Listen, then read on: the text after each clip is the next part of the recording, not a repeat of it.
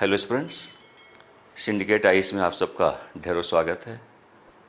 हम लोग अध्ययन कर रहे हैं राष्ट्रपति के संदर्भ में, और इस अध्ययन के क्रम में आप भारत में राष्ट्रपति की व्यवस्था से परिचित हो चुके हैं। राष्ट्रपति कौन होता है, राष्ट्रपति पद के लिए क्या योग्यताएं निर्धारित हैं, राष्ट्रपति का निर्वाचन कैसे होता है, उसका पदस्थापन और साथ ही कार्यकाल आदि को लेकर एक बृहद अध्ययन आप सबने किया है। साथ ही आपने अध्ययन किया कि राष्ट्रपति के कौन से अधिकार हैं, कौन सी शक्तियां हैं जिनका प्रयोग वह भारत की शासन व्यवस्था के सापेक्ष करता है। राष्ट्रपति के अधिकार और शक्तियों के क्रम में ही आज हम लोग अध्ययन कर रहे हैं उसे प्राप्त राजनयिक एवं कूटनीतिक शक्तियों के संदर्भ में। भारत का राष्ट्रपति चूंकि भारत का शासनाध्यक्ष होता है, और हालांकि ये शासनाध्यक्ष संवैधानिक प्रकार का है, वास्तव में वह औपचारिक रूप से भारतीय शासन का प्रमुख के रूप में अपने दायित्वों का निर्वहन करता है। लेकिन हमें यह समझना होगा कि राष्ट्रपति के पास जो अधिकार और शक्तियां अनुच्छेद 53 के आधार पर निर्धारित किए गए हैं, जिनका प्रयोग वह स्वयं नहीं बल्कि अनुच्छेद 74 के आधार पर आपने समझा है कि इन अधिकार एवं शक्तियों का प्रयोग भारत के प्रधानमंत्री एवं उसके मंत्रिपरिषद के माध्यम से किया जाता है। इसी क्रम में हम लोग अध्ययन कर रहे हैं कि भारत का राष्ट्रपति राजनयिक एवं कूटनीतिक अधिकारों से युक्त होता है। और राजनयिक एवं कूटनीतिक अधिकार के संदर्भ में अगर आप देखें तो भारत का राष्ट्रपति भारत का सबसे बड़ा डिप्लोमेट होता है। सबसे बड़ा राजनयिक अधिकार एवं शक्तियों का वह प्रयोगकर्ता होता है, और ऐसा इसलिए क्योंकि वह भारत का राज्य प्रमुख है, भारत का राष्ट्र प्रमुख है। वह नेशनल हेड के रूप में अपने दायित्वों का निर्वहन कर रहा होता है, और जो नेशनल हेड होता है वही वास्तव में इन अधिकारों का प्रयोग करने में सक्षम होता है, कूटनीतिक अधिकारों का प्रयोग करने में सक्षम होता है। अब यहाँ पर देखें, भारत का राष्ट्रपति जिन कूटनीतिक अधिकार एवं शक्तियों से युक्त होता है, उसके पीछे का रीजन क्या है, उसके पीछे का मूल कारण क्या है, हमें थोड़ा समझना होगा। इसकी पृष्ठभूमि का अवलोकन करना होगा। दरअसल में जो कूटनीतिक अधिकार हैं, या जिसे कि हम राजनयिक अधिकार के रूप में भी जानते हैं, या इसी को हम डिप्लोमेटिक राइट्स के रूप में, डिप्लोमेटिक पावर्स के रूप में भी संबोधित करते हैं। दरअसल में ये जो कूटनीतिक अधिकार हैं, ऐसे अधिकार हैं जो राजनय के प्रयोगों से जुड़े हुए हैं, राजनय संबंधी अवधारणा से संबंधित हैं। राष्ट्रपति के पास राजनयिक अधिकार और शक्तियां इसलिए निर्धारित की गई हैं क्योंकि भारत का राष्ट्रपति राज्य का प्रमुख होता है। प्रथम नागरिक होने का उसे गौरव प्राप्त है, और यही कारण है कि वह भारतीय कूटनीति का सर्वप्रमुख चेहरा होता है। यानी जो भारत का राष्ट्रपति होता है वह भारतीय कूटनीति का सबसे बड़ा अधिकारी होता है। भारतीय कूटनीति उसी के नाम से जानी जाती है। साथ ही आप ये भी समझ सकते हैं कि पूरे देश में, और पूरे देश में नहीं, संपूर्ण वैश्विक स्तर पर विभिन्न देशों के साथ जो भारत के मैत्रीपूर्ण संबंध निर्धारित होते हैं, ये संबंध द्विपक्षीय प्रकार के हो सकते हैं, ये संबंध बहुपक्षीय प्रकार के हो सकते हैं। तो सभी द्विपक्षीय एवं बहुपक्षीय संबंध वास्तव में बनाए रखने में भारत का राष्ट्रपति ही मदद करता है, क्योंकि वह भारत का कूटनीतिक चेहरा होता है। उसके पास तमाम प्रकार के कूटनीतिक अधिकार एवं शक्तियां उपलब्ध होती हैं। तो हम लोग इस बात की तहकीकात कर रहे हैं कि भारत के राष्ट्रपति के पास जो कूटनीतिक अधिकार और शक्तियां हैं, जो राजनयिक अधिकार और शक्तियां हैं, वे कौन कौन सी हैं। इसे मुख्य रूप से 3 बड़े भागों में समायोजित किया जा सकता है। इसका पहला भाग, जो पहले शक्ति है भारत के राष्ट्रपति के पास कूटनीतिक अधिकार के रूप में, वह है कूटनीतिक नियुक्तियों के सापेक्ष। जितने भी देश में डिप्लोमेटिक के अपॉइंटमेंट किए जाते हैं, राजनयिक नियुक्तियां की जाती हैं, वे सब के सब राष्ट्रपति के द्वारा ही किए जाते हैं। तो यहाँ पर हम सब क्या देख रहे हैं कि जो राजनयिक शक्तियाँ भारत के राष्ट्रपति के पास हैं, उनमें पहली शक्ति है राजनयिकों को नियुक्त करने से संबंधित। कूटनीतिक अधिकारियों को भारत का राष्ट्रपति नियुक्त करता है। हम लोग डिटेल में इसका बारे में अध्ययन करेंगे। दूसरी जो महत्वपूर्ण शक्ति है वह है भारत का प्रतिनिधित्व करने को लेकर अंतर्राष्ट्रीय मंचों पर, अंतर्राष्ट्रीय फोरम में भारत का प्रतिनिधित्व भारत का राष्ट्रपति करता है। तो यहाँ पर जो रिप्रेजेंटेशन है अंतर्राष्ट्रीय मंचों पर, वह भारत के राष्ट्रपति के द्वारा ही संभव होता है, राष्ट्रपति द्वारा किया जाता है। और इसकी तीसरी बड़ी शक्ति है अंतर्राष्ट्रीय समझौतों के संदर्भ में जो इंटरनेशनल ट्रीटीज होते हैं, एग्रीमेंट्स होते हैं, वे सब के सब भारत के राष्ट्रपति के नाम से ही किए जाते हैं। तो हम लोग क्या देख रहे हैं कि भारत के राष्ट्रपति के पास जो राजनयिक अधिकार हैं, जो कूटनीतिक अधिकार हैं, उन अधिकारों को 3 बड़े भागों में रखकर अध्ययन किया जा सकता है।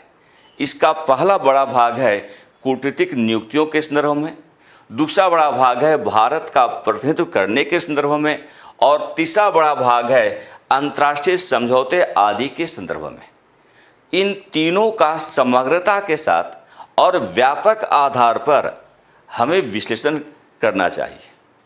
और इस संदर्भ में अगर आप देखें तो जो कूटनीतिक अथवा राजनयिक नियुक्तियां करने का अधिकार भारत के राष्ट्रपति के पास है, इस संदर्भ में आपको जानना होगा कि भारत का राष्ट्रपति जो भारतीय विदेश सेवा के सदस्य हैं उनको नियुक्त करता है, विदेश सेवा के अधिकारियों को नियुक्त करता है, और ऐसी नियुक्ति राजनयिक के रूप में की जाती है। यानी राष्ट्रपति क्या करता है, भारतीय विदेश सेवा के जो राजनयिक अधिकारी हैं उनको नियुक्त करता है। हालांकि राजनयिक के पद पर कोई आवश्यक नहीं कि केवल विदेश सेवा के सदस्य को ही नियुक्त किया जाए।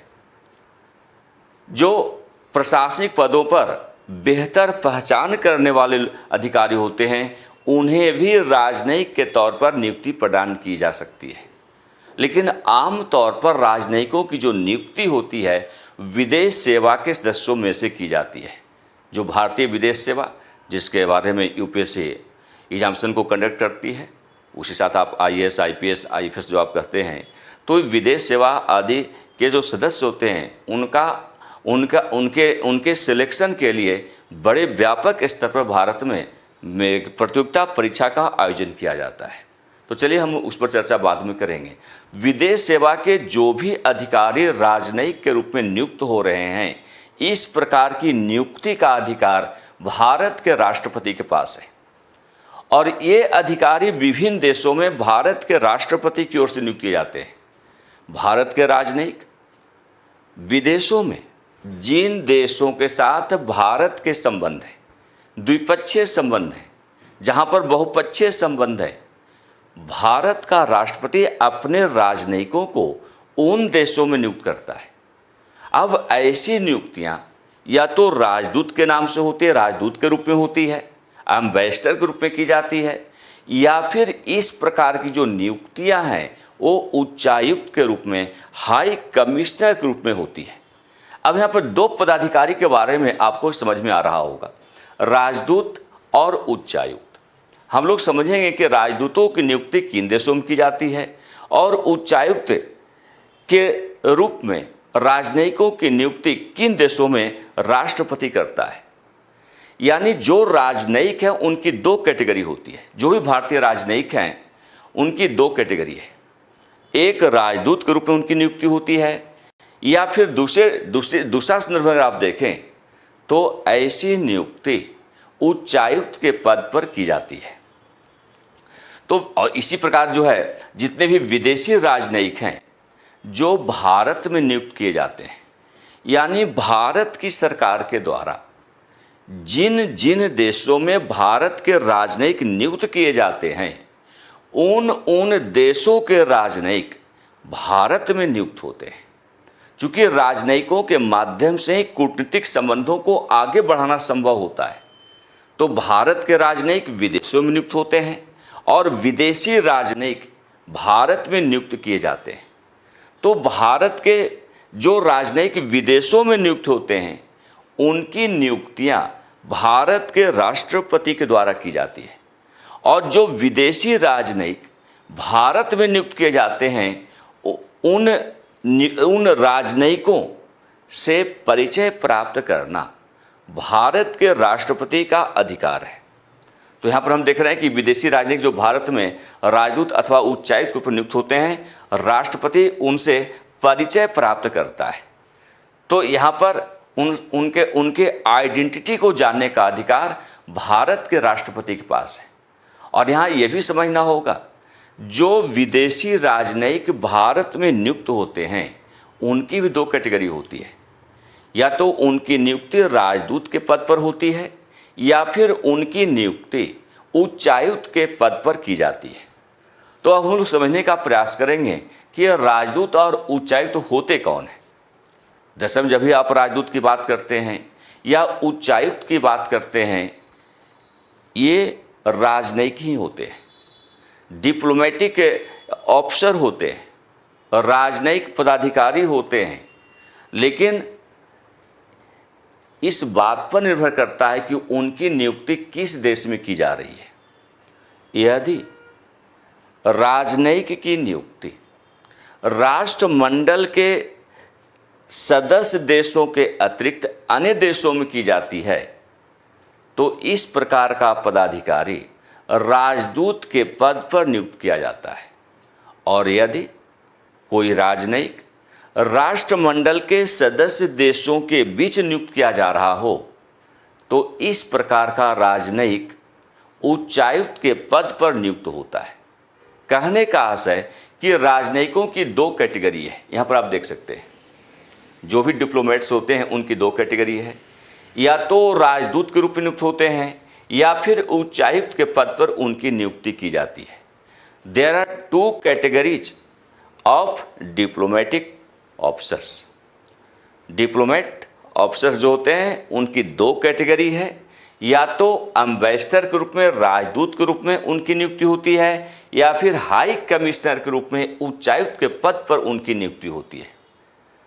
ध्यान रखना होगा कि जो राजदूत होते हैं, राजदूतों की नियुक्ति उन देशों में की जाती है जो देश राष्ट्रमंडल के सदस्य के रूप में सम्मिलित नहीं है। राष्ट्रमंडल के सदस्य देशों के अतिरिक्त अगर किसी राजनयिक की नियुक्ति की जा रही है, तो इस प्रकार की नियुक्ति राजदूत के रूप में की जाएगी, राजदूत के पद पर की जाएगी। एम्बेसडर के रूप में इस प्रकार की नियुक्ति की जाती है। अब इसको एक उदाहरण के तौर पर आप समझ सकते हैं। भाई, आपका अमेरिका और इंडिया को ले लीजिए। भारत राष्ट्रमंडल का सदस्य है, लेकिन अमेरिका राष्ट्रमंडल का सदस्य नहीं है। इसलिए इन दोनों देशों के बीच में राजनयिकों की नियुक्ति राजदूत के पद पर की जाती है। भारत का राजनयिक भारत के राजदूत के रूप में अमेरिका में नियुक्त होता है, और अमेरिका का राजनयिक भारत में राजदूत के पद पर नियुक्त होता है। तो अमेरिका का राजनयिक अमेरिका के राजदूत के रूप में भारत में पदस्थापित होता है। चूंकि एक बार फिर समझिएगा, उच्चायुक्तों की नियुक्ति उन देशों में की जाती है जो दोनों देश राष्ट्रमंडल के सदस्य हैं। जैसे इंडिया और ब्रिटेन को आप ले लीजिए, ये दो, या इंडिया पाकिस्तान को आप ले लीजिए, ये दोनों देश राष्ट्रमंडल के सदस्य राष्ट्र हैं। इसलिए भारत और ब्रिटेन के बीच राजनयिकों की जो नियुक्ति है वह उच्चायुक्त के रूप में की जाती है। हाई कमिश्नर के रूप में की जाती है। तो भारत का राजनयिक ब्रिटेन में भारतीय उच्चायुक्त के रूप में और ब्रिटेन का राजनयिक भारत में ब्रिटिश उच्चायुक्त के पद पर नियुक्त होगा। और इसी प्रकार अगर आप देखें इंडिया और पाकिस्तान के बीच में अगर राजनयिकों की नियुक्ति की जा रही है तो भारत का राजनयिक पाकिस्तान में भारतीय उच्चायुक्त के रूप में और पाकिस्तान का कोई राजनयिक भारत में पाकिस्तानी उच्चायुक्त के पद पर आसीन होता है। तो यहाँ पर ध्यान रखना होता है कि ये जो राजनयिक तो एक ही है, कैटेगरी उनकी एक ही है, सब के सब राजनयिक होते, चाहे राजदूत हो चाहे उच्चायुक्त हो, लेकिन इस बात पर निर्भर करता है कि वह राजदूत होगा या उच्चायुक्त होगा कि उनकी नियुक्ति किन देशों में की जा रही है। अगर दोनों देशों के बीच राजनयिकों की नियुक्ति की जा रही है और ये दोनों देश राष्ट्रमंडल के सदस्य के रूप में सम्मिलित हैं तो इनके बीच राजनयिकों की नियुक्ति उच्चायुक्त के रूप में की जाएगी। तो चूंकि भारत और पाकिस्तान दोनों राष्ट्रमंडल के सदस्य हैं, इसलिए इन दोनों देशों के बीच में राजनयिकों की जो नियुक्ति होगी वह उच्चायुक्त के नाम से जानी जाती है। तो यहाँ पद कैसा होगा? राजनयिक का पद उच्चायुक्त के रूप में होगा, हाई कमिश्नर के रूप में होगा। ये इंडियन हाई कमिश्नर या पाकिस्तानी हाई कमिश्नर आप उसे कह सकते हैं। लेकिन राष्ट्रमंडल के सदस्य देशों के अतिरिक्त यदि राजनयिक को नियुक्त किया जा रहा है किसी देश में तो ऐसी नियुक्ति केवल और केवल राजदूत के पद पर की जाएगी, एम्बेसडर कहलाएंगे। अच्छा, यह भी समझना होगा कि राष्ट्रमंडल के अतिरिक्त देश का मतलब जैसे इंडिया और यूएसए को आप ले लीजिए, अमेरिका को आप ले लीजिए। अमेरिका राष्ट्रमंडल का सदस्य नहीं है, भारत है।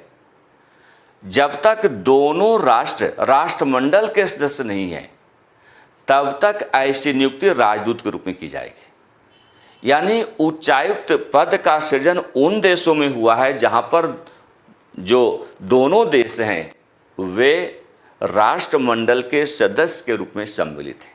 जैसे इंडिया और ब्रिटेन या इंडिया पाकिस्तान आप ले लीजिए, ये चूंकि दोनों के दोनों राष्ट्रमंडल के सदस्य हैं इसलिए यहाँ पर नियुक्ति उच्चायुक्त के पद पर होती है। लेकिन दो में से कोई एक या दोनों राष्ट्रमंडल के सदस्य नहीं है तो उनके बीच में राजनयिकों की नियुक्ति जब भी की जाएगी एम्बेसडर के रूप में या राजदूत के रूप में की जाती है। तो एक बार फिर से आप इसको दोहरा लीजिए, राजनयिक की दो कैटेगरी हैं, राजदूत के रूप में या उच्चायुक्त के पद पर। राजदूत के रूप में कहाँ नियुक्ति होती है? तो राष्ट्रमंडल के सदस्य देशों के अतिरिक्त अन्य देशों के बीच में नियुक्त राजनयिक राजदूत कहलाते हैं। और इसी प्रकार राष्ट्रमंडल के सदस्य देशों के बीच अगर राजनयिक की नियुक्ति की जा रही है तो ऐसी नियुक्ति उच्चायुक्त के रूप में की जाएगी, उच्चायुक्त के पद पर की जाएगी। तो ये पहली बड़ी शक्ति भारत के राष्ट्रपति के पास कि वह राजनयिकों को नियुक्त करता है। भारत के राजनयिकों को विदेशों में नियुक्त करता है, राजदूत के पद पर नियुक्त करता है या उच्चायुक्त के पद पर नियुक्त करता है। और जो विदेशी राजनयिक भारत में राजदूत के रूप में अथवा उच्चायुक्त के रूप में नियुक्त होते हैं उनसे परिचय प्राप्त करने का अधिकार भारत के राष्ट्रपति के पास है। अब हम इसके दूसरे अधिकार के बारे में अध्ययन करेंगे कि भारत का राष्ट्रपति चूंकि भारतीय कूटनीति का चेहरा है इसलिए उसके पास एक बड़ा अधिकार है, एक बड़ी शक्ति है कि वह भारत को रिप्रेजेंट करता है अंतर्राष्ट्रीय मंचों पर। जो अंतर्राष्ट्रीय मंच हैं, इंटरनेशनल फोरम हैं, इंटरनेशनल अफेयर्स हैं, वहाँ पर भारत का प्रतिनिधित्व भारत के राष्ट्रपति के रूप में की जाती है, भारत के राष्ट्रपति के माध्यम से की जाती है। तो यहाँ पर देखिए हमने लिखा है कि राष्ट्रपति अंतर्राष्ट्रीय मंचों एवं मामलों में भारत का प्रतिनिधित्व करता है। जो भी इंटरनेशनल फोरम है वहाँ पर भारत का प्रतिनिधित्व भारत के राष्ट्रपति के द्वारा किया जाता है। या कोई भी अंतर्राष्ट्रीय मामले हो, कोई भी इंटरनेशनल अफेयर्स हो, वहाँ पर भी भारत का प्रतिनिधित्व भारत के राष्ट्रपति के द्वारा ही किया जाता है। और साथ ही अगर आप यहाँ पर देखें कि ये जो रिप्रेजेंटेशन की बात जो है, ये केवल एक फॉर्मल व्यवस्था है। औपचारिक रूप से वह भारत का प्रतिनिधित्व अंतर्राष्ट्रीय मंचों पर करता है, अंतर्राष्ट्रीय मामलों में करता है। चूंकि राष्ट्रपति का जो भी अधिकार और शक्तियां वो केवल औपचारिक मात्र है, केवल संवैधानिक प्रकार की, केवल नाममात्र प्रकार की है। इन शक्तियों का वास्तविक प्रयोग प्रधानमंत्री और उसके मंत्रिपरिषद के माध्यम से किया जाता है। तो भले ऐसा एहसास होता है कि भारत का राष्ट्रपति अंतर्राष्ट्रीय मंचों पर भारत का प्रतिनिधित्व करता है, वह ऐसा प्रतिनिधित्व औपचारिक रूप से ही स्वीकार किया जाता है, औपचारिक रूप से वह मान्य होता है। वास्तविक प्रतिनिधित्व जो है वो प्रधानमंत्री के माध्यम से ही संभव होता है। तो खैर, उसके बारे में हम लोग काफ़ी चर्चा कर चुके हैं।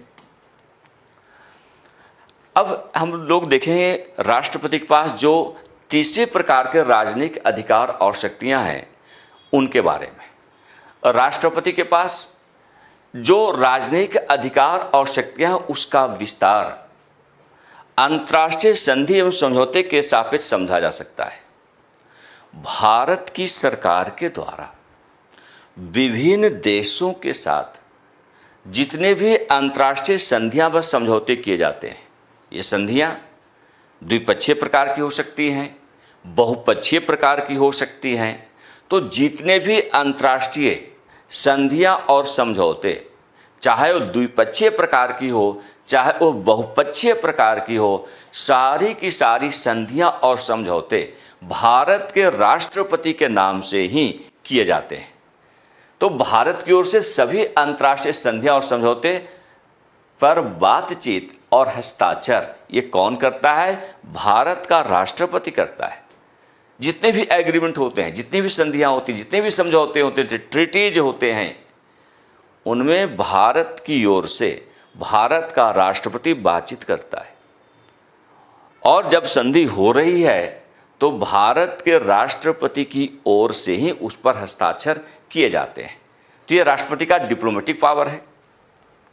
हालांकि व्यवहार में अगर आप देखें तो इस प्रकार की बातचीत भारत का प्रधानमंत्री करता है। उसका जो कैबिनेट है, प्रधानमंत्री का जो कैबिनेट है, उसके माध्यम से इस प्रकार के डायलॉग को आगे बढ़ाया जाता है। और साथ ही जितनी भी अंतर्राष्ट्रीय संधियां समझौते हैं, एक उम्मीद की जानी चाहिए, भले भारत के राष्ट्रपति के द्वारा ये संधियां समझौते किए गए हैं, लेकिन इस प्रकार की जो संधियां और समझौते होते हैं संसद के द्वारा अनुमोदित किया जाना चाहिए। हालांकि बहुत आवश्यक तो नहीं है कि हर संधि समझौते भारत की संसद के द्वारा अनुमोदित किया जाए, लेकिन एक उम्मीद की जाती है कि जितने भी अंतर्राष्ट्रीय संधियां व समझौते भारत के साथ होते हैं, भारत के राष्ट्रपति के नाम से किए जाते हैं, उनका अनुमोदन भारत की संसद के द्वारा किया जाना चाहिए। हालांकि बहुत व्यवहारिक रूप से आप देखें तो ऐसा किया जाना शायद संभव नहीं होता है, लेकिन फिर भी उम्मीद अवश्य की जानी चाहिए कि भारत की संसद इन संधियां व समझौतों पर अपनी सहमति प्रदान करे।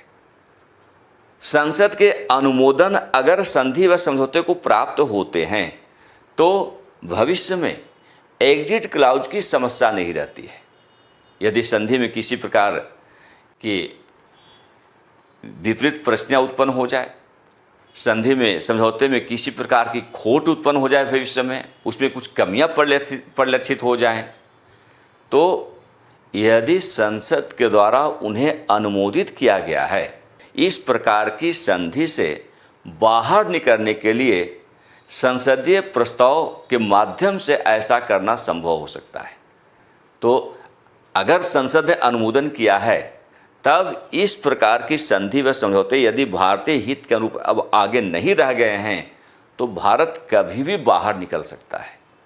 इस वजह से ये आशा की जाती है कि राष्ट्रपति के नाम से जो भी अंतर्राष्ट्रीय संधियां समझौते होते हैं भारत की संसद के द्वारा उन्हें अनुमोदित किया जाना चाहिए। हालांकि ऐसा कतई संभव नहीं होता कि जितनी संधियां समझौते किए जाएं वे सब के सब भारतीय संसद के द्वारा अनुमोदित किया ही जाए। तो अभी आप लोगों ने एक व्यापक अध्ययन किया और यह अध्ययन राष्ट्रपति के क्रम में, राष्ट्रपति के क्या अधिकार हैं, राष्ट्रपति क्या शक्तियां हैं, और आज का जो अध्ययन का विषय था राजनयिक अधिकार शक्तियों के संदर्भ में।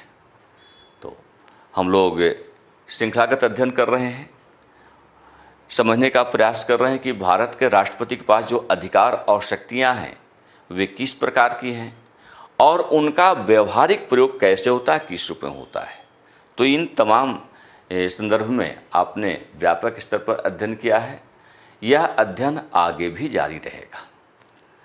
हमारा प्रयास है कि आपको गुणवत्तापूर्ण ढंग से इंडियन पॉलिटिकल सिस्टम के जितने भी टॉपिक्स हैं उससे संबंधित क्लास को ऑर्गेनाइज किया जाए, और क्रमशः अगर आप इसका अध्ययन करते हैं, एक सिस्टम में डेवलप करके यदि आप इसका अध्ययन करते हैं, तो मैं समझता हूं कि आपकी बृहद तैयारी व्यापक रूप से हो सकती है और आप इस प्रकार की तैयारी से उम्मीद कर सकते हैं कि उच्च स्तर पर आप सफल हो जाएंगे।